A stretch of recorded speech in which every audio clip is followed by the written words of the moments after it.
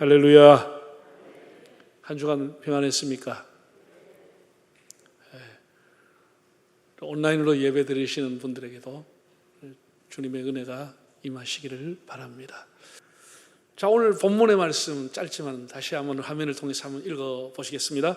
충성된 사자는 그를 보낸 이에게 마치 추수하는 날의 얼음 냉수 같아서 능히 그 주인의 마음을 시원하게 하느니라. 충성된 사람, 충성된 사자, 그를 보낸 이에게 마치 추수하는 날의 얼음 냉수와 같아서 그 주인의 마음, 보내주신 주인의 마음, 하나님의 마음을 시원하게 한다라고 했습니다. 여러분, 이것은 3000년 전의 솔로몬의 지혜입니다. 금언입니다. 3000년 전에 무슨 얼음이 있습니까? 그 중동 지방에,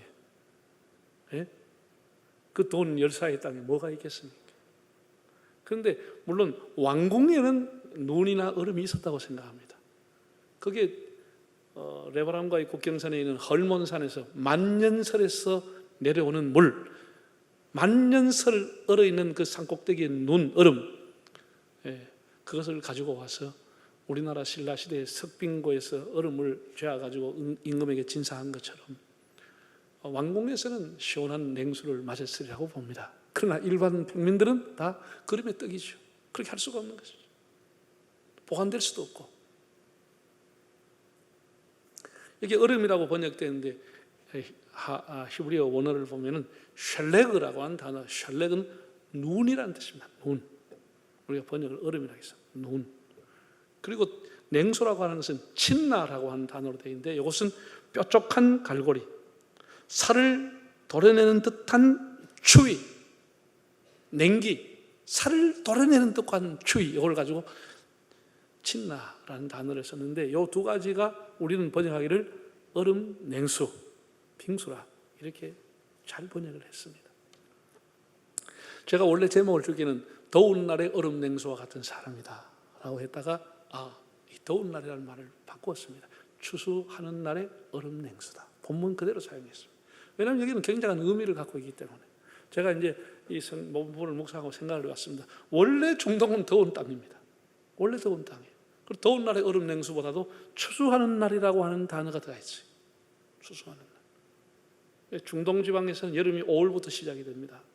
그 5월과 6월, 7월에 뭐 하느냐? 그의 첫 수확인 보리를 타작하는 거예요. 밀보리를 타작할 때입니다. 그래서 이게 맥추절이 되죠. 여러분, 이게 보리라고 하는 게 아까 그림 봤잖아요. 그 털이 삐쭉삐쭉 나와 있어요.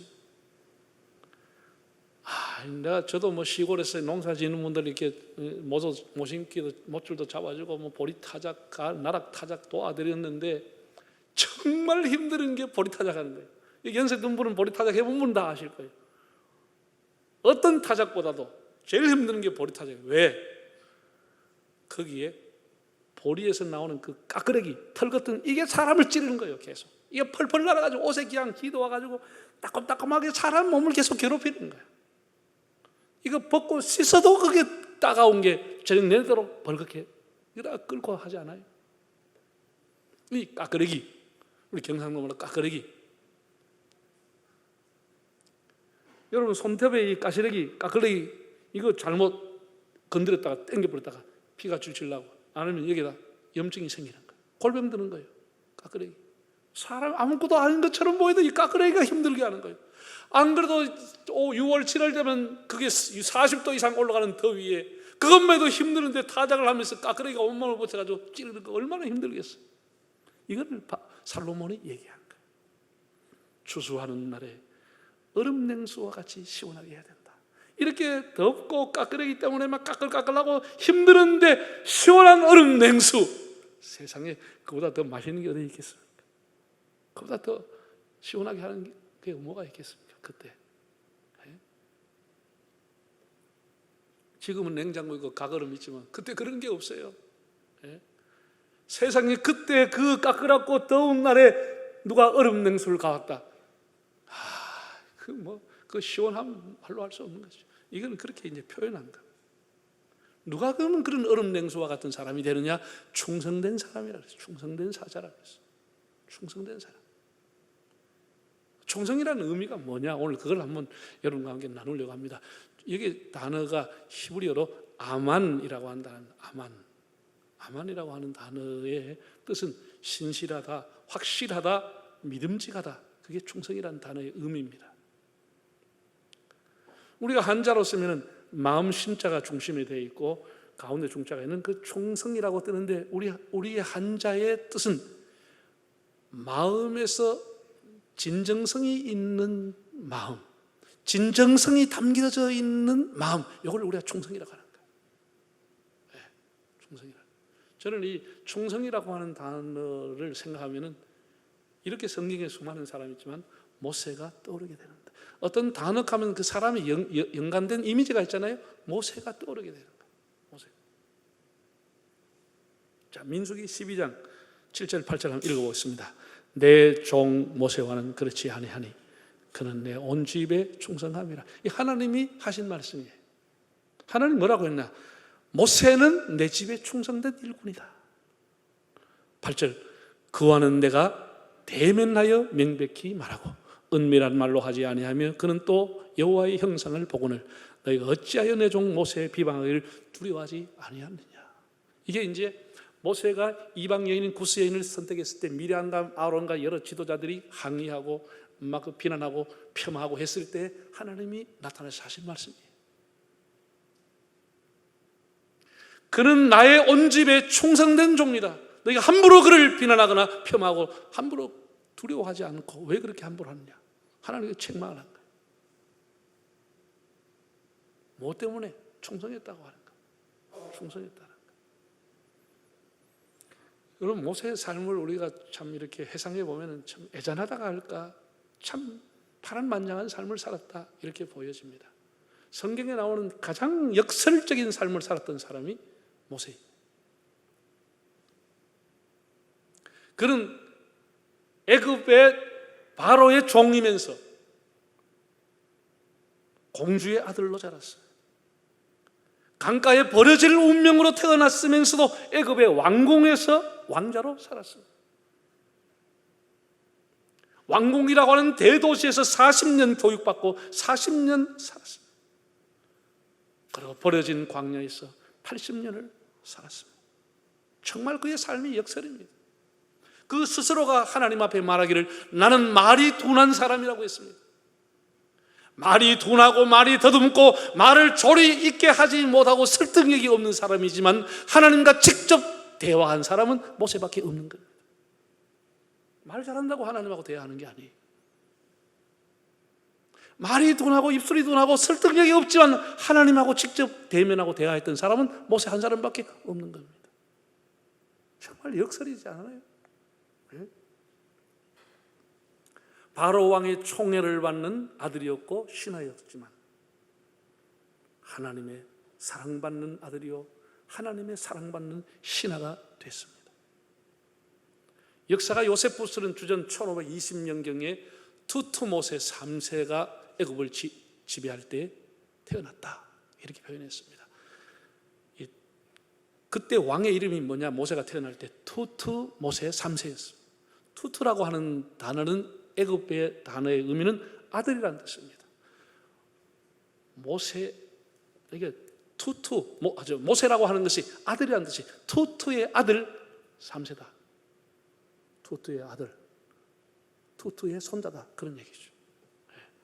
모세라고 하는 것이 애굽의 단어의 뜻은 뭐냐?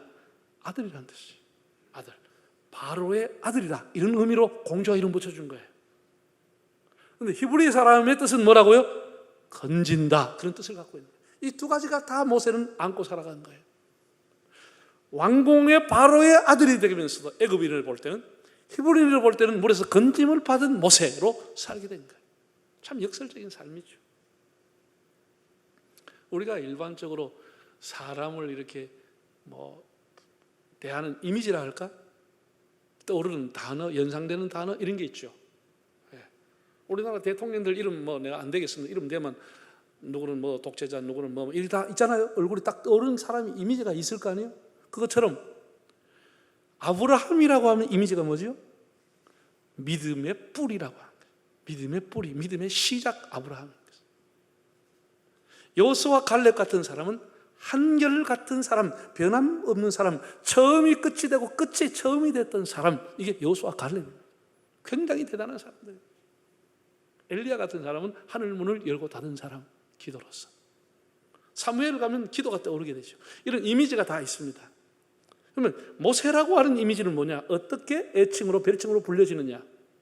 성경에 나오는 것을 그대로 표현하면 오늘 민수기도 읽었지만 모세는 하나님을 대면한 자입니다. 하나님을 대면한 자.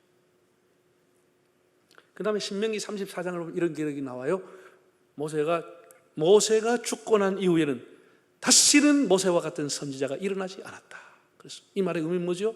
다시는 모세와 같은 사람이 없었다고 하는 의미는 모세는 전무후무한 하나님의 종이었다, 그 뜻입니다. 전무후무한 사람이라니까 모세는 대단한 인물입니다. 또 성경에 보면 이렇게 나와 있어요. 사람들이 막 떠들고 할 때 뭐라고 성경에 나왔냐? 그는 땅에서 가장 온유한 자, 땅에서 가장 온유한 자라고 했어요. 하나님의 집에 충성한 사람, 여호와의 종, 하나하나가 너무나 귀한 별칭입니다. 하나님의 파트너, 하나님의 동력자, 그 동조가 아니고 하나님하고 대면했던 사람, 모세입니다. 왜 하나님이 대면했나? 충성했다는 것이죠. 모세는 내 집에 충성하는 종이다. 하나님 그렇게 스스로 증언을 했습니다. 여러분, 모세 일대기를 보면은 너무나 약점이나 할까 부족함이 너무 많은 사람입니다. 모세가 40살 됐는데 어떤 일이 났어요? 사람을 돌로 쳐 죽였어요. 살인자가 되고 도망자가 됐어요. 그리고 민수기 12장 좀 전에 우리 읽어봤지만 미리암과 아론이라고 하는 자기 형제 자매가 자기를 비난할 정도로 이방 여인을 데려왔어요. 이방 여인을 취했어요. 구스 여인. 그가 가나안 땅에 못 들어가는 원인 중에 하나가 뭐예요? 하나님이 반석을 명령하라고 했지만 명령하지 않고 가지고 있던 지팡이를 가지고 두드려버리는 것이에요. 이런 여러 가지 그런 약점을 가지고 있었어요. 하나님은 약점이 있다고 그 사람을 버리는 게 아닙니다. 그렇게 허물이 있고 부족함에도 불구하고 하나님이 그를 끝까지 사용하신 이유는 그가 하나님 앞에 충성된 마음 갖고 있다. 충성된 마음. 이게 굉장히 중요한 겁니다.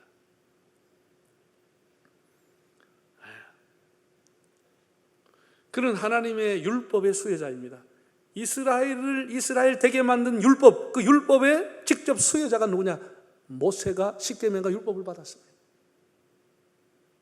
성막 설계도를 하나님 앞에 직접 받았어요. 그 400년 종살이를 청산하고 새로운 가나안 땅으로 끌고 가고 새로운 민족의 나라를 세웠던 이스라엘 건국의 아버지 모세입니다. 허물이 있어도 하나님 그렇게 귀하게 사용하신 것.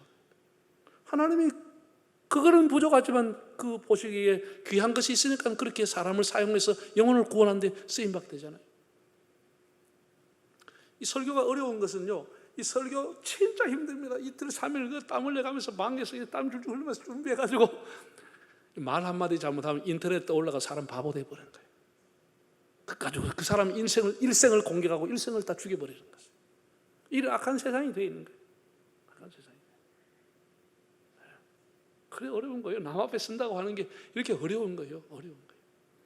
물론 그렇다고 해서 그분의 욕설이 정당화할 수 있냐, 합리화할 수 있냐, 그건 아니라는 것이지. 그건 아니라는 것이지. 그러나 우리가 사람을 함부로 속단하고 예단해서는 안 된다고 하는 것은 하나님이 그를 쓰시기 때문에 욕할 수 없는 것이죠. 그 사람 때문에 많은 영혼이 돌아오기 때문에. 모세라고 하는 분은 우리가 막 허물이 많고 약점이 많다 하니까 뭐 우리하고 비슷한 줄 생각하지, 그렇지 않습니다.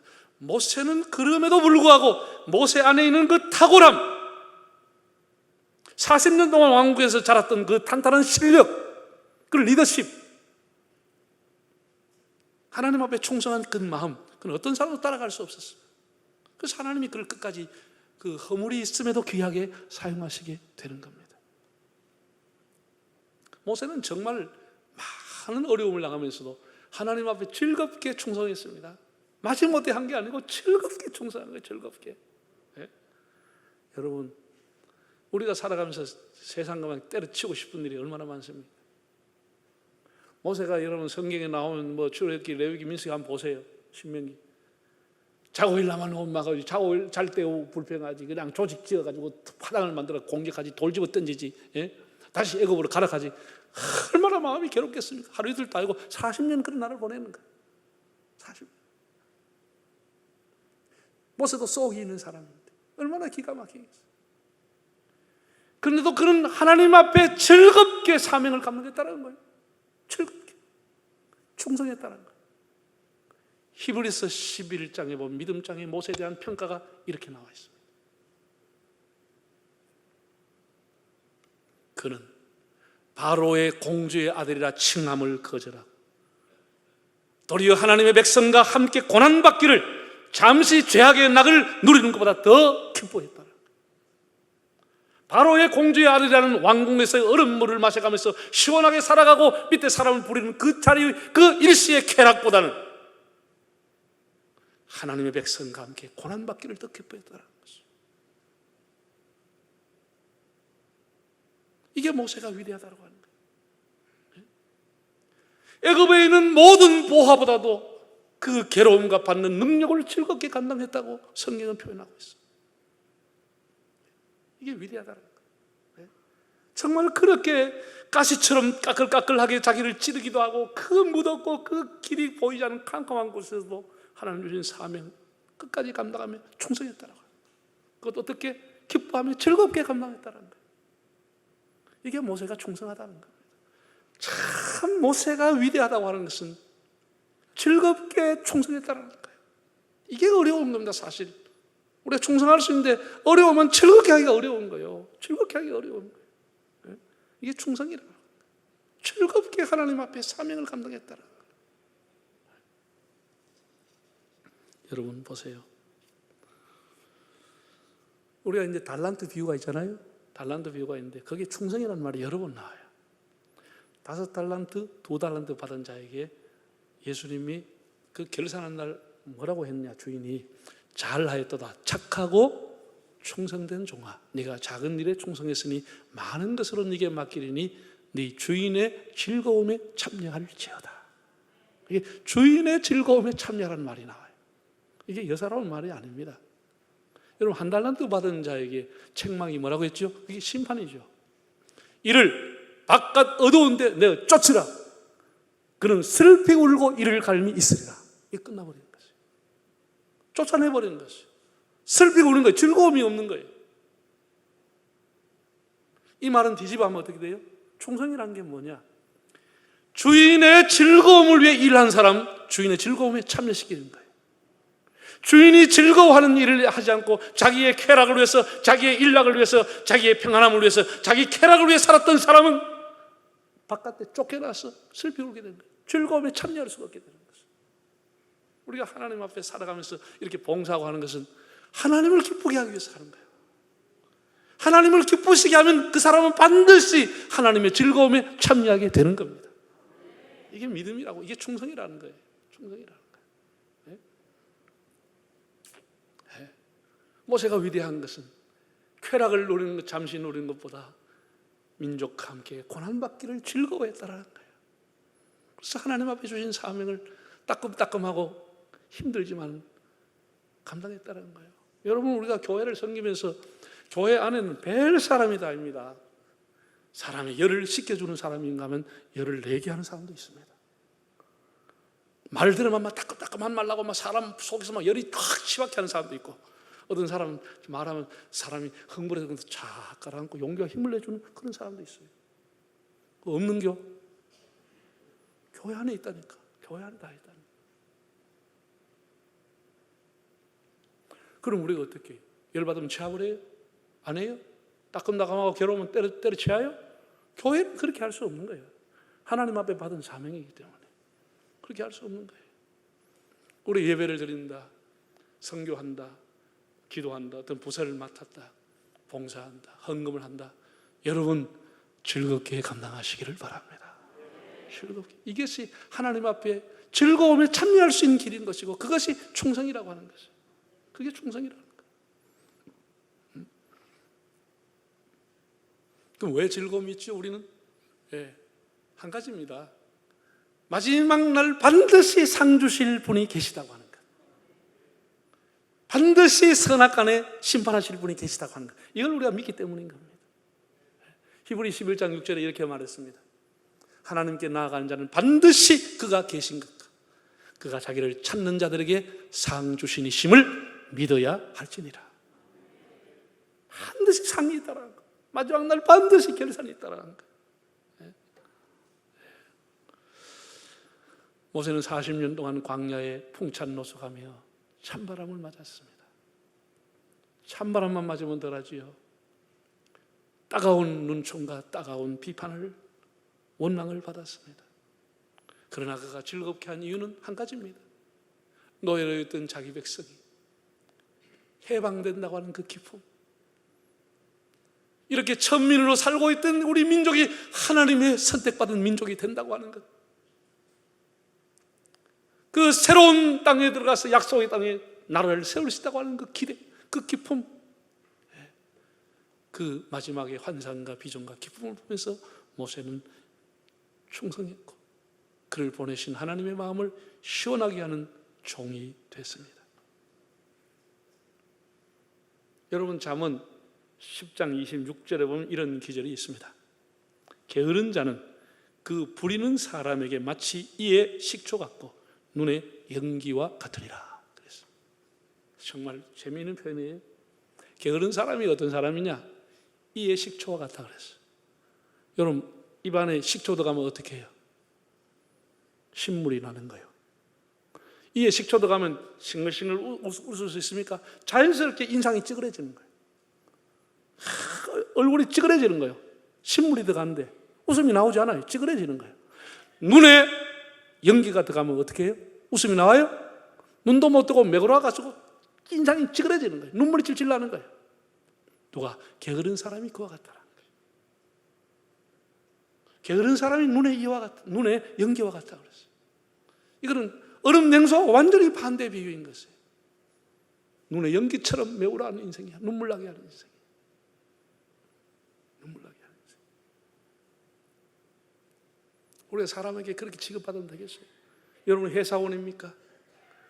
여러분 회사에 다니시면 회사의 사장님이나 윗사람에게 눈의 연기처럼 되지 말고 주인의 마음, 사장의 마음을 시원하게 하는 사람이 되기 바랍니다. 인상이 찌그러지는 사람 되게 하지 말고, 눈살이 찌푸려지는 사람 되게 하지 말고, 그냥 생글생글 즐겁게 부지런하게 겸손하게 그렇게 하면은 그 위에 사람 볼 때 얼마나 산소 같은 사람이 되겠어요? 얼마나 즐겁겠어요? 이에 식초 같은 사람, 눈에 연기같이 메우라서 눈물 나게 하는, 이렇게 우리 인생을 살아가면 안 되는 거예요. 안 되는 거예요. 사랑하는 여러분, 제가 교회 일 해보잖아요. 많은 사람들 해보잖아요. 충성된 사람은 항상 방법을 찾습니다. 아무리 어려워도, 아무리 힘들어도 여기 방법이 없나, 길이 없나, 탈출구가 없나, 회의를 하고 또 아이디어를 쓰고 잠을 못 자고 새벽에 일어나서도 기도하면서 길을 찾으려고 하는 사람이 충성된 사람인 거예요. 게으른 사람 어떤 사람이죠? 변명거리 찾고 핑계거리 찾고 일하라는 거리를 찾고 습관적으로 그냥 하다 말아버리는 거예요. 이게 충성된 사람과의 차이인 것입니다. 충성된 사람은 항상 깨어있는 거예요. 길을 찾아보자라는 것이지. 왜 길이 없겠느냐는 거예요. 왜 답이 없겠느냐는 것이. 이렇게 찾아보는 사람, 이게 충성된 사람이라는 겁니다. 여러분, 우리 어떻게 살아야 되겠습니까? 눈의 연기처럼 남의 눈에 눈물 나고 매그럽게 하고 찌그럽게 하는 그런 삶을 살지 말고 모세처럼 추수하는 날에 얼음 냉수와 같이 사람을 시원하게 하며 살아가는 여러분의 삶이 되시기를 바랍니다.